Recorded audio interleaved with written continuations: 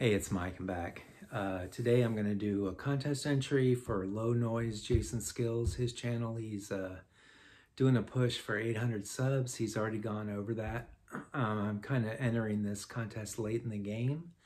I think it ends on the 15th, but I didn't even know it exists. This contest was out there until I saw somebody else doing a video for it. I'm like, oh, okay.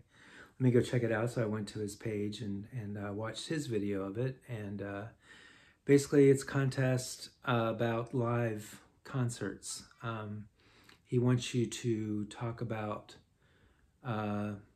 live concerts you've been to that were the most memorable. So pick your top 10 or pick your top 15. He said don't go over 15. So I think he did 12. But I found it like really hard to narrow it down to just 15 memorable concerts that I've been to. But I did. I stopped at 15. I've got a couple of like kind of honorable mentions or just other concerts that or bands that I've seen so many times.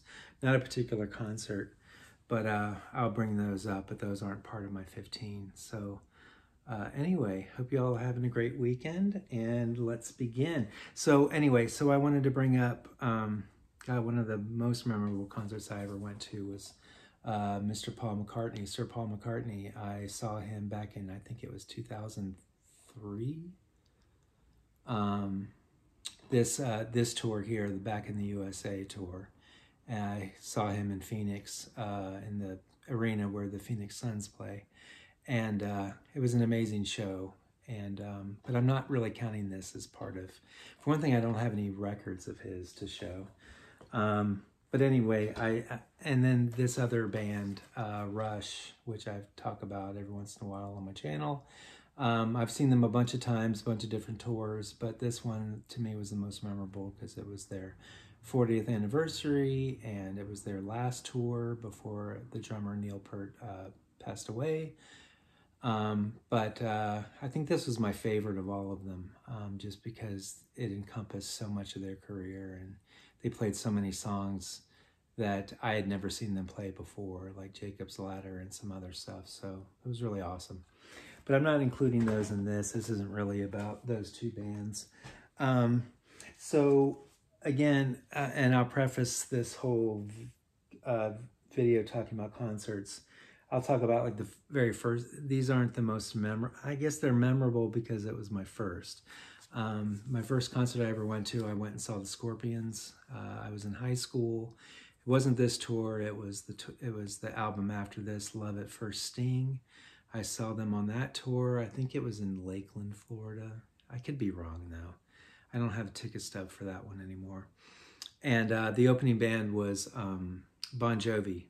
And this is back when nobody knew who Bon Jovi was, and they had just come out with their first album, and Runaway was their single, and I didn't know who the hell Bon Jovi was. But anyway, that was my first actual concert.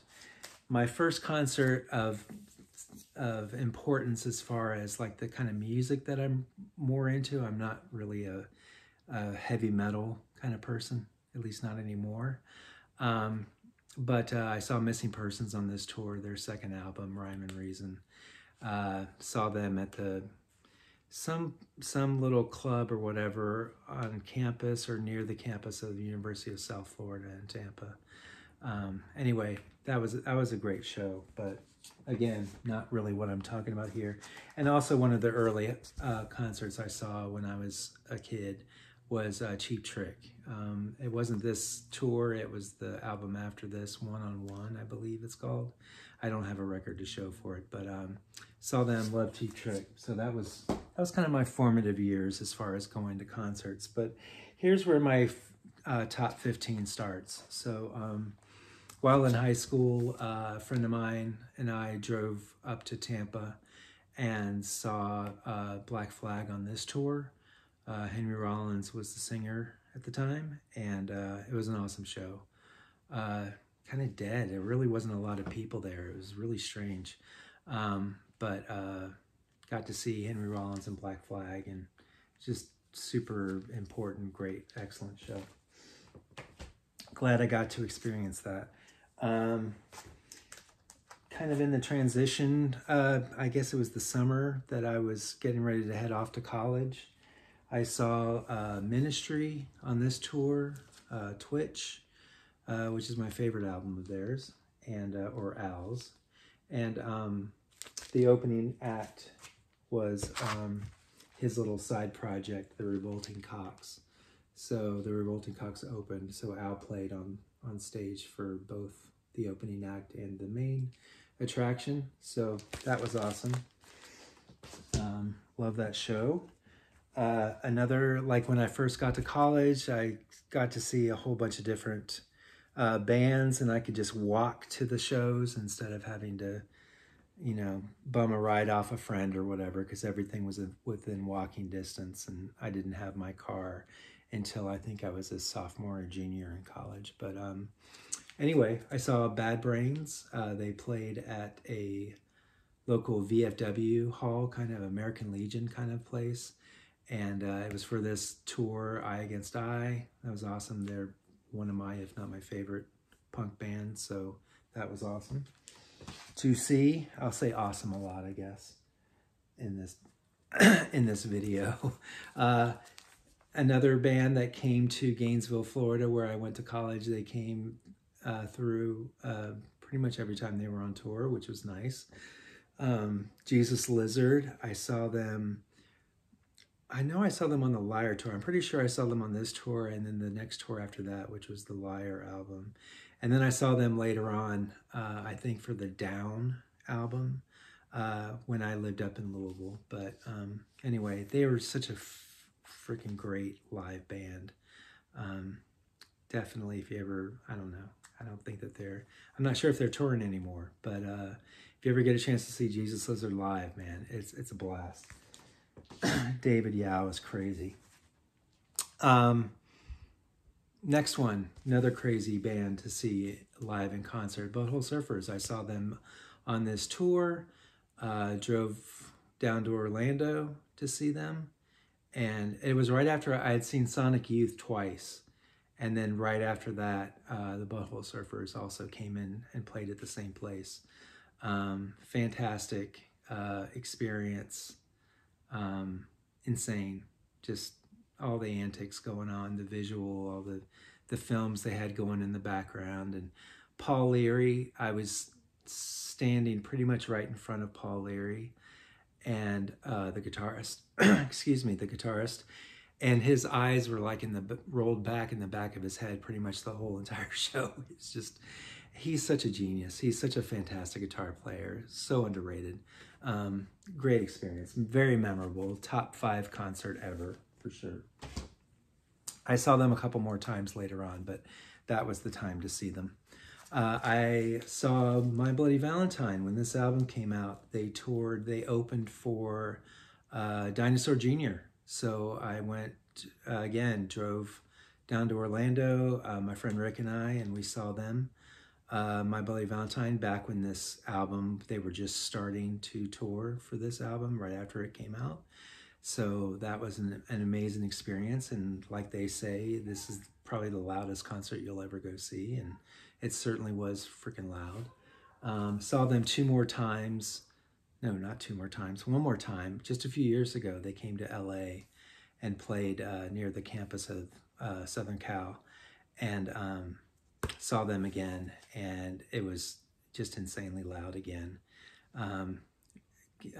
confirming my memories of it being the loudest show ever. And again, everybody there had earplugs. Every single member of the audience had earplugs in, either because it was insanely loud or they just knew that it was going to be extremely loud and they came prepared. But anywho, fantastic. My Bloody Valentine. Definitely go see them if you ever get the chance. And in the same kind of vein, drove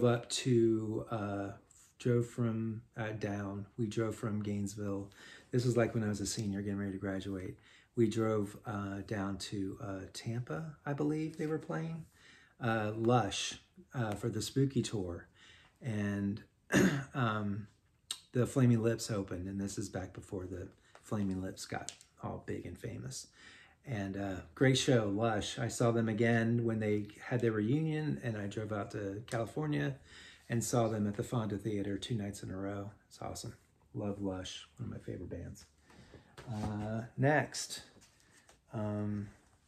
this is definitely memorable for me, my favorite band. I was living in Louisville, and this album came out, and I was kind of friends with people that worked at the local indie record store, Ear Ecstasy, and they were talking about driving up to Chicago to see them play at the Metro, and I asked them very nicely if they would bring me along, because I didn't want to go drive up to Chicago by myself. So I was able to carpool with them, and saw Stereolab for the very first time. One of the people in the group, there was 4 of us total. One of the ladies in the group, she had gotten kind of a pen pal kind of relationship with Catherine Gifford, who's the keyboardist of note on this particular recording and on this tour. And so when we got there, we met up with Catherine, and she brought us aboard the tour bus, and we hung out there for a while. The rest of the band was off getting dinner.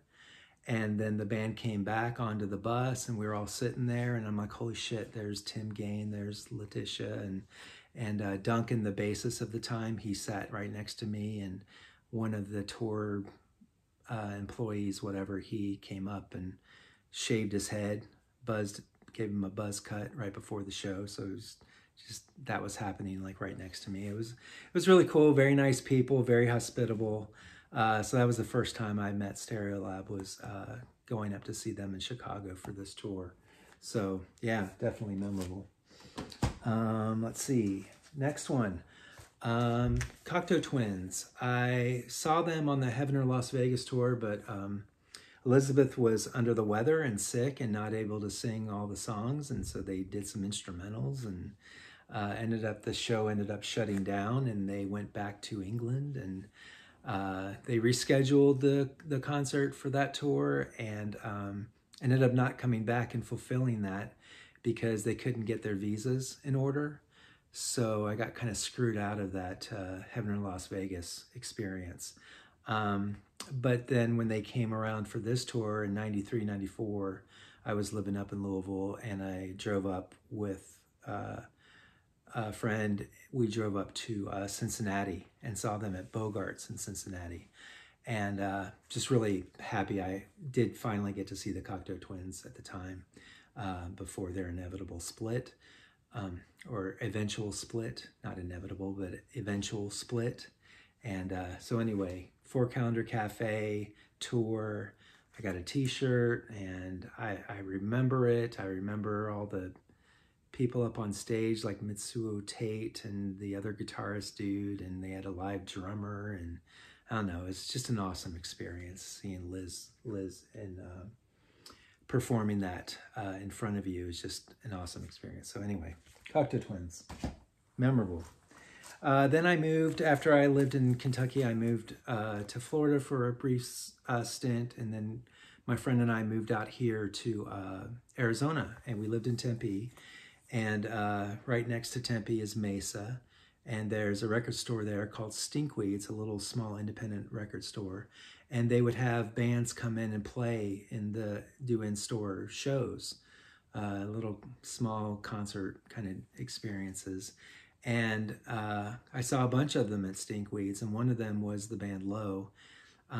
Really happy I got to see them, because eventually we were going to go see them up in North Scottsdale. My girlfriend Courtney and I were going to go see them. She loves Low as well. And they were listed as playing at or they were going to play at the Museum of Musical Instruments, or the Musical Instruments Museum. I always get that mixed up. The MIM. They were set to play there. They were on the calendar, and then all of a sudden they disappeared off the calendar.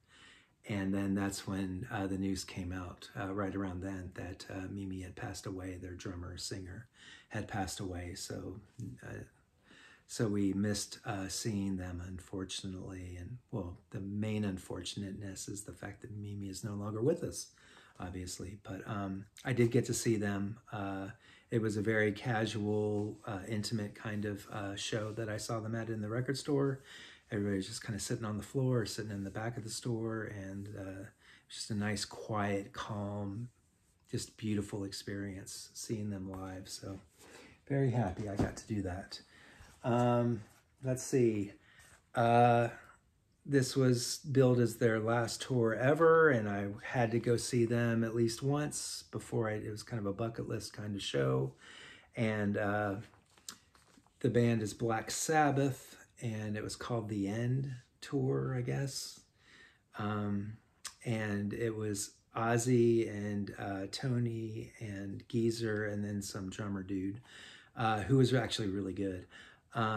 Doing like most of the music that they performed was from the first 3 albums, and the 3rd album is my favorite, Master of Reality. So really happy I got to see them. Ozzy sounded absolutely freaking amazing. I don't know how his voice could still be so good considering the life that he's led, but it was awesome. So Black Sabbath. Next, I was going to like a flurry of concerts around this time.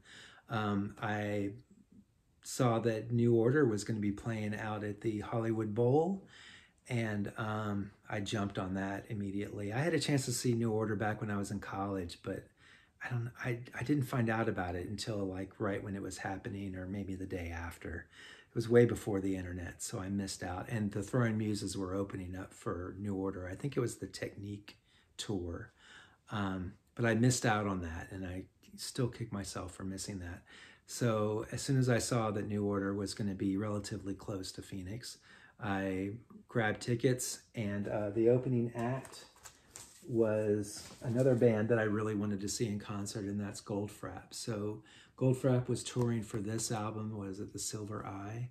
And then New Order was touring for the Music Complete album. And so I got to see them both at the Hollywood Bowl. That was a pretty awesome experience. Memorable, to say the least. One of my favorite bands going through college and stuff, and pretty much since then, was this band Tones on Tail, which is a spin-off from the band Bauhaus. And then after Tones on Tail, Danny, the guitarist, Kevin, the drummer, got together with David J., who was the bassist for Bauhaus, and they formed Love and Rockets.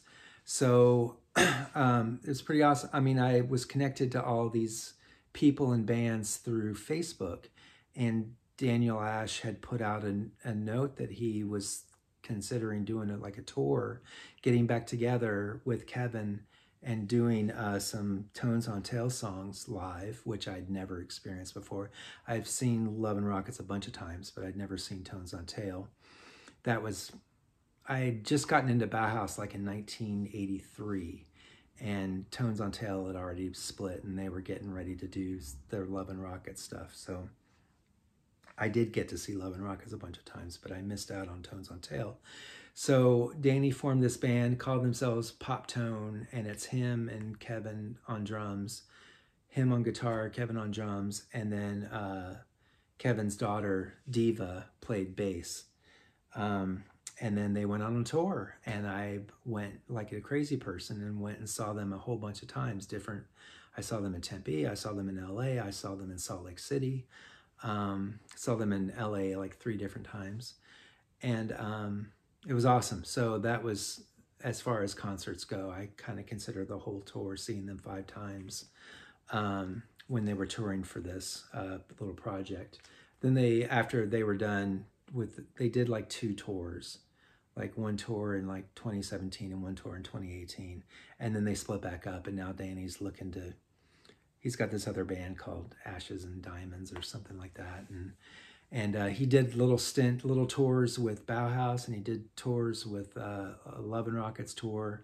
They didn't come through Tempe or Phoenix or anything, so I missed out on both of those tours, thinking that eventually they'll make it to Phoenix. And of course, Peter's doing some self-help stuff, which he needs.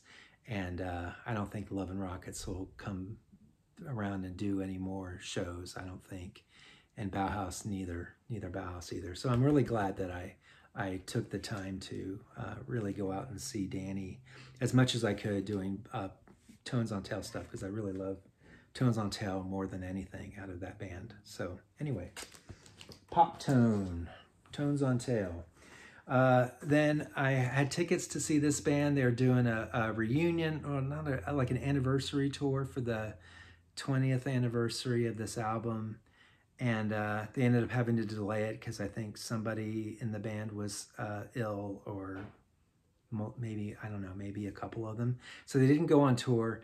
And then I guess it got delayed until right before the pandemic. They did their tour. Luckily, they didn't know that the pandemic was coming. And luckily, I got to see them before the pandemic affected the, you know, what could have been. And who knows, maybe it never would have happened. So the band is Massive Attack. The album is Mezzanine. It was a anniversary tour. They played the entire album of Mezzanine, except for the that one song. Oh, I can't think of what it's called, but it's the song that that Horace Andy sings. They do a version that's instrumental, and they do a version where Horace sings, and they only played the one that was instrumental. They didn't do the version where Horace sings in it, which is unfortunate because I prefer the Horace version. Got to meet Horace Andy after the show in Chicago. Super sweet, nice guy, and he signed an autograph and stuff. But anyway, so this tour, the great thing about this, not only the fact that I finally get to see Massive Attack, which was another bucket list show for me, but that Liz Fraser from the Cocko Twins joined the band to sing her songs, because she sings 3 songs off this album. She also did a cover song as well, but really wanted to see her perform, obviously, knowing that this might be the only time I ever get to see Liz perform live again in my lifetime. So jumped on that chance, got tickets to see them out in Los Angeles at the Palladium. They did 3 nights in a row. I just saw the first night. I went to the first night. Got up right up against the stage. It was standing room only, whatever, general admission. So I was right up against the stage and got to see that whole thing. It was just an awesome experience. Excellent concert. Just so incredible. And Liz's voice, I don't know if you've heard her on her newest project, Sun Signature, but her voice is just absolutely amazing. Like, she hasn't missed a beat at all as far as the quality of her voice is still absolutely stunning. So I saw that, and then I went out to Chicago for a work training session for a week, and then got to my hotel, opened up the windows in the hotel, and right across the street is the Chicago Theater, and on their marquee it said Massive Attack, Mezzanine, you know, anniversary, whatever tour. And I'm like, holy shit, they're here. I had no idea. I wasn't even paying attention. I didn't know that they were I timed it just right, and went down to the box office. They were sold out, but he told me to come back because some people were returning their tickets because they couldn't make it because it had been rescheduled. And they were allowing people to return their tickets if they couldn't make it. And sure enough, I went back 2 more nights. And that third time I went, front row seat, available, regular price. Like, it wasn't like, you know, jacked up like you would get from StubHub or whatever. So, so yeah, I got to see them second time. So just so incredibly just lucky, I guess. I don't know how to describe it, but just really lucky to see them and then to see them twice in a couple of weeks. Pretty freaking awesome. So anyway, Massive Attack. Then this is the last one I'll talk about. This is one that I started playing this band for my girlfriend, Courtney, and she's like, oh yeah, you know, she really liked them, and then she started to really get into them, and obviously they're a fantastic band, and I was already like way into them. And I was like, well, they got a new album, they're coming around on tour, so let me get us tickets and we'll go out to California and see them. I don't think she was that into them as much as I was, so I kind of, looking back on it, I feel like I kind of did kind of push her into it a little bit, but she's very happy that we ended up going. And once we went out there and saw the show and stuff, and she was just all in. But I did kind of, I don't know, I did kind of sort of feel like I pushed her into it a little bit, like she wasn't all that into it as much as I thought she would be. And I just kind of assumed that she would really get into the band. And it turns out I was right, but I could have been very, very wrong. So I kind of feel bad about that. But the band is Beach House. This was their latest album, Once Twice Melody, and bought tickets immediately. They were playing at the Greek Theater in Los Angeles, and got us really nice seats, great view. Drove out to LA, stayed the night. It was a magical concert. I mean, Beach House is just so freaking awesome. And the weather was perfect, and the trees were blowing in the breeze, and it was just a beautiful, clear night. You could see the stars, and I don't know. It was just awesome. What a great show. I'll never forget it. And we had such a great time. And we went to Amoeba Records while we were out there and just kind of did it up. Yeah, so Beach House. So that's my top 1 through 15. I'll also mention all the bands that I'm really mad about that are touring around, and I didn't get to see them because they're not playing anywhere near like Phoenix, which is stupid because Phoenix is like one of the largest cities in this country, and yet they're going out and playing places like Boise and Salt Lake City, and you know, all these like smaller places. I'm like, well, I understand if you want to play those places, knock yourself out, but why in the hell are you skipping Phoenix? We have a lot of venues here, and a lot of fans are into this music, but like Clan of Zymox was touring, and I would have loved to have seen them. They skipped the Arizona, and if they want to come to Tucson, go to Tucson. I'll drive down to Tucson. I'm just so tired of like driving all the way out to LA every time. It's just, you know, we're a big city. Come play Phoenix. Skinny Puppy toured, but they skipped Arizona. Pissed about that. Never seen them. Slow Dive, the shoe-in probably to be my favorite album of the year. They toured around here, but they just went all around and skipped Arizona. So I'm really kind of miffed about that. Depeche Mode skipped Arizona. I'd seen them the last 2 tours before this new one. The last 2 tours they came and played Phoenix. Why couldn't you do it this time? I don't know. It just makes no sense. But anyway, I'm kind of bitter about not seeing those bands. But those are my bands. Those are my favorite concerts that I can think of right now. I'm sure when I go back through my records, I'll be like, oh shit, I should have talked about that one. But we saw The Cure. Like Courtney and I saw The Cure this past year. And that's been a bucket list for me. And I would have mentioned it here, but I don't know. There's just so many other concerts I wanted to talk about. And Jason said only 15. So if he would have said 16, I would have mentioned The Cure. It was a fantastic show. Robert Smith sounds absolutely amazing. Like he hasn't aged a day since 17 Seconds. I mean, his voice is just incredible.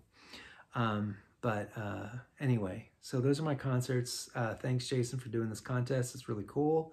I love talking about shows I've seen. I've seen hundreds, but not thousands. Some people in the VC, they've seen thousands of shows, and I'm not even at 500. So, but I've also lived in places like Florida and the concert desert of Phoenix, where bands don't like to come here for whatever reason. So I haven't seen as many shows as I would have liked to have. If I lived in LA or New York or London or something, I would have seen a hell of a lot more shows, but I'm trying. Anyway, thanks for watching, guys. Have a fantastic weekend, and I love you. Thank you for watching my stuff, and I'll see you again soon. See you.